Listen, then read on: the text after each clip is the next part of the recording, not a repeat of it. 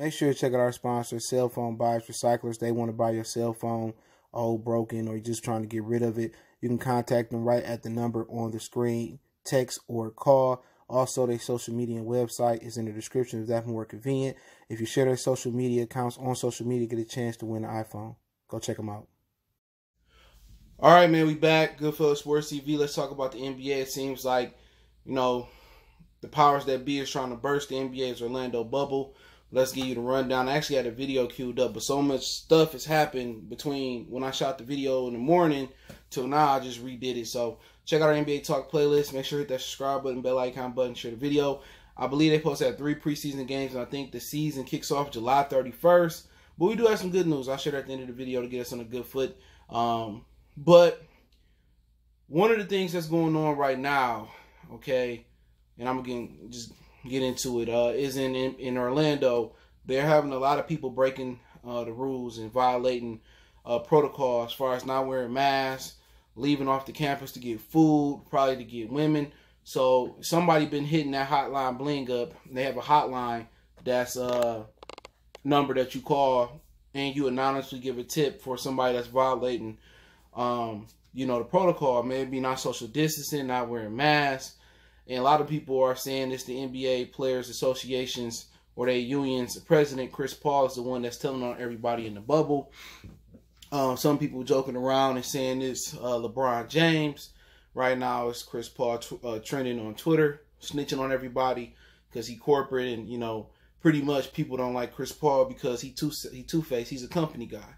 All right. You know what they say about company guys when places have unions. All right. So you can look at Kenyon Martin. We was on the Herd with Colin, whatever his dude name. They come on after Undisputed. He was on there one day a couple years ago and say basically people don't like Chris Paul because he's a company dude. So I mean he is the union president, and if you ever dealt with a union, the union this version of the union will sell one of their employees out to make a deal with the company. That's why labor is very, very important when you're dealing with, union jobs. You got to have a labor part of the company. Labor is supposed to be an unbiased company, unbiased party that, basically settles issues between the union and the employer. All right. Just give a little bit of union game there. But, it don't surprise me somebody, everybody telling on everybody, because guess what? Your livelihood is on the line. Now, people say, oh, everybody getting a 6ix9ine on this, that, and the third. Basically, in a workplace, it ain't corporate thugging, it's corporate. So, I mean, you already had those butt buddies and them team leader snitches or them people that work with management and tell on everything.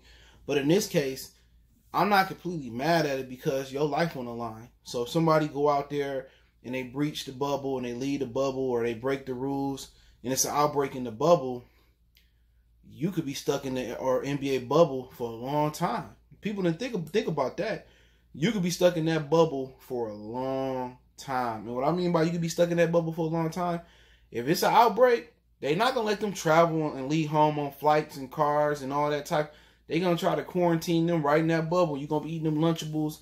You're going to be stuck there with no basketball. So the NBA should have just cut their losses and then just started working on the protocol for the 2020-21 season.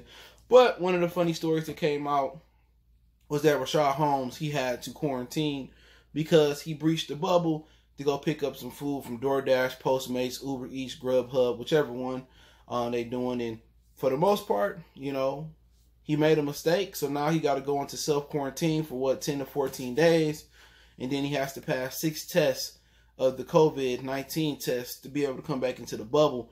Now, if you haven't taken the Corona test or the COVID-19 test, it's one of the most uncomfortable experiences you can go through. I took the test a couple times, passed negative, but the tests are not 100%. They probably not even 75% accurate. And what you do is you take a air swab and you go up your nose and they give it to you and you circle around for like 30 seconds. But in NBA, you have to pass 6. They say you have to pass 6 COVID-19 tests of deep nasal. So usually it goes right here and you go around, but deep nasal has to be in there. And it's one of the most uncomfortable experiences. If they said I had to do that 6 times, I'll just leave the bubble. Like, forget it, man. I wouldn't do it no more. Deep nasal, the regular nasal is just, uncomfortable. Your eyes tear, and a lot of people just can't really, stomach it, to be honest. And I wouldn't do 6 nasal tests for shit. And you gotta do it on each nostril. That's one. Another nostril. I kissed the game goodbye like Jada Kiss, all right? But this dude left the bubble to go pick some food up.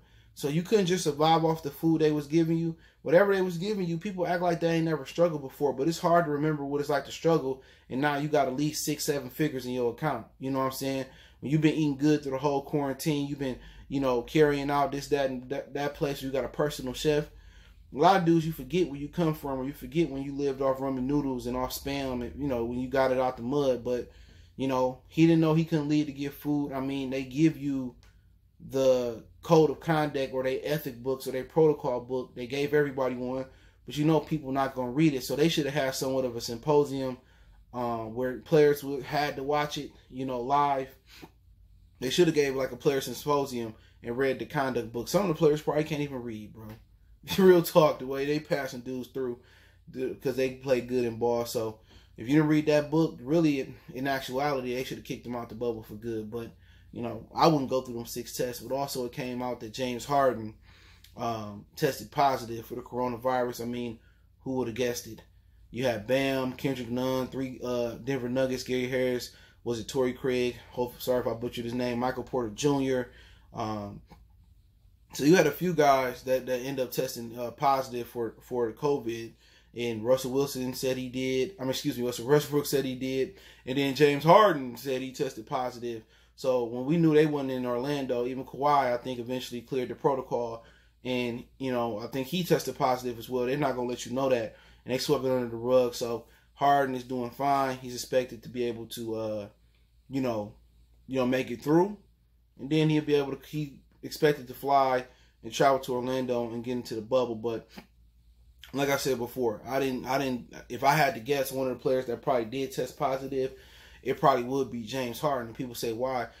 Texas been open, so they probably been doing titty bars. I know Detroit, they had an outdoor titty bar. That shit was crazy. On the east side, I mean, they probably been doing all types of stuff. So, you had people going to public pools, people traveling off their unemployment money. Instead of stacking it and saving it for down the line and paying your bills, people don't think they got to pay their rent.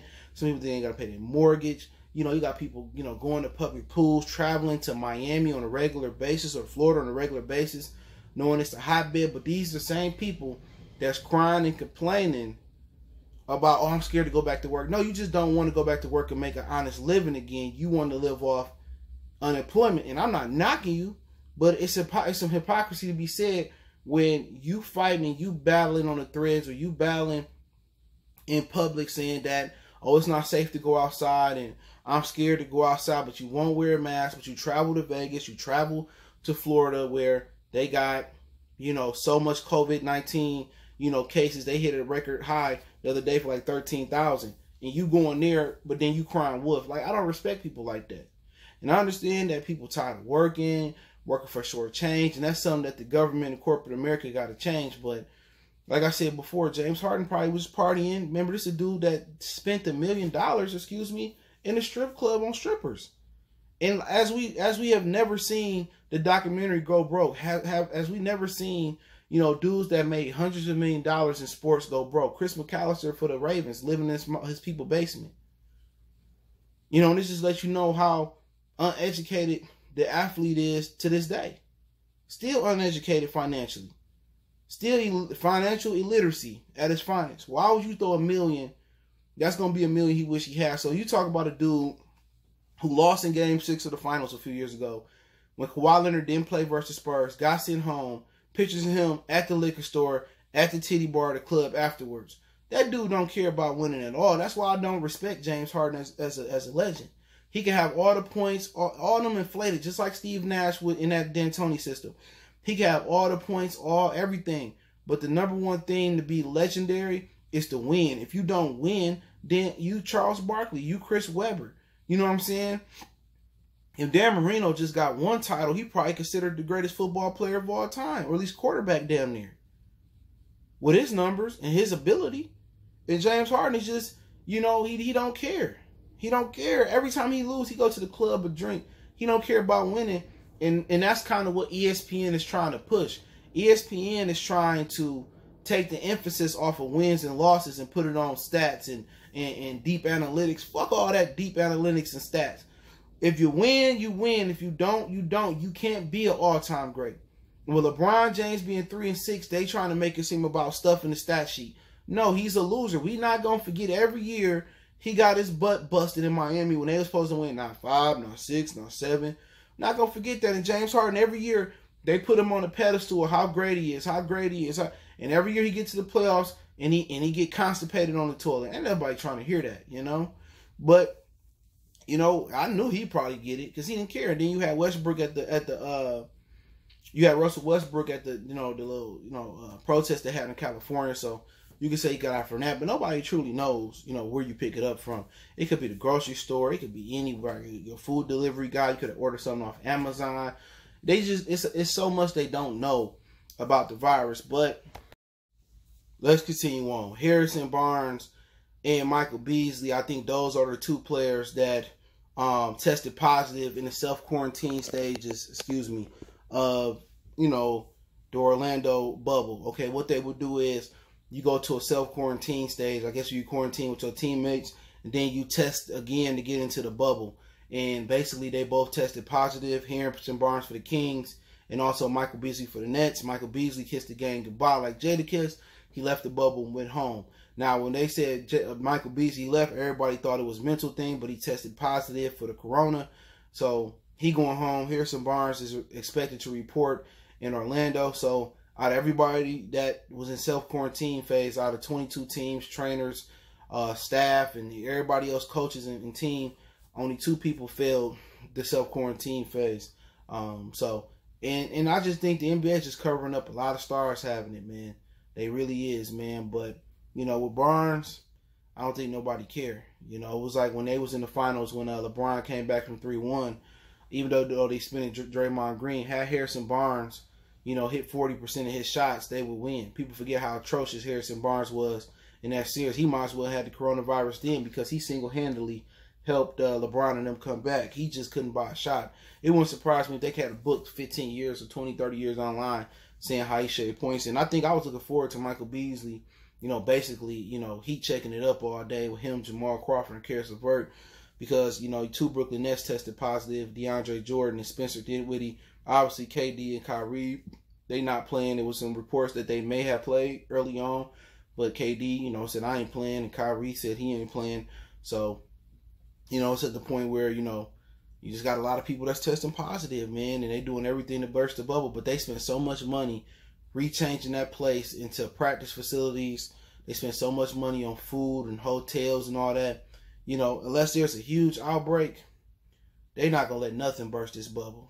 I can guarantee that in my Rasheed Wallace voice. Only way this bubble get burst is LeBron get bounced, because this is LeBron Invitational. If LeBron get bounced in the first round or they get bounced in the playoffs and it's a small outbreak, they're going to kill it. I'm telling you. As long as LeBron in it, they're going to try to force it. You gotta also ask, will they be honest to their ethics, to their code? So if a superstar really do get it, are they gonna try to cover it up and still let them play? Because they put this stuff in the hotbed of COVID-19. Florida is the pandemic right now. 13,000 cases, over 13,000 in one day. So they put this here, and players is gonna keep breaching the bubble. You can't control these grown men. It's like trying to keep a dog in the backyard without a leash. You know what I'm saying? You can't do it. When the dog smell heat, or he smell food, or he chase a rabbit or whatever, he gonna go do what he do if it ain't no restrictions. It ain't no restriction. It ain't like it's Bubble Boy. I don't know who remember that video where they in this big ass bubble and they can't leave out. They can go leave out at night, or they can act like they doing something and just slip out the gate. Nobody would know unless somebody tell them the hotline. And people say these dudes are, they're prima donnas. They can't go without sex. And it's like, and you a man and you say you can't go without sex for 3 months? Are you stupid? You know what I'm saying? You crazy. You, man, like I said, when guys say that, I look at them a little funny, like, man, you gotta be a virgin, or you probably sweet tea. You know what I'm saying? But also, let's end on a positive note. Victor Oladipo, he might play. I guess he been practicing in Orlando. He feel good enough. He was going to sit out the Orlando bubble and rehab and get ready for next season. Also, he got a contract extension coming up, which he may be trying to get to Miami. With the word in the street is him and Jimmy Butler, defensive wise, would be nice. Oladipo reinvented his career since coming out of Indiana, since he got traded from OKC to Indiana. Doing something fantastic, bro. He was balling before the injuries, man, and he became one of my favorite two-way players. So when people talk about the best two-way players, they leave him out. But him and Jimmy Butler would be nice together. Not sure it'd be enough to get him over the hump, but he may play in Orlando. So I look forward to that. Orlando got a solid squad, but he may be getting moved. His last year's worth $21 million next season. So I don't know if he want to risk it, but he been looking strong in scrimmages and practices. So hopefully Oladipo, I call him Victor Home Depot, come back, man, because I like his game a lot. But hey, let me know what you guys think about the video. Don't forget you can find us on Facebook, Instagram, Twitter. Reach out if you got business, question, query, sponsorship, video requests. Keep sharing the videos. Appreciate the love, support, man. You can find me on all Twitter, Facebook, Instagram. If it's a social media I ain't got, let me know. I'm also thinking about taking the brand to like Caffeine, doing more things on Twitch and other sites. So pay attention. Might do more videos on Twitter, Facebook, some things of that nature. But all my social media links in the description take you right there. Want to make a donation? Share the video is the best way to do it. Check out our NBA Talk playlist. Check out the channel, Detroit-based channel, sports news and stuff of that nature. Motor City Sports Talk. So if you can't donate or you just feel like you don't want to hit the share button, just go over there and subscribe to my other channel. But best way to do it is share it. Want to make a donation to the channel? Cash App, PayPal, description. One time for the one time we gone.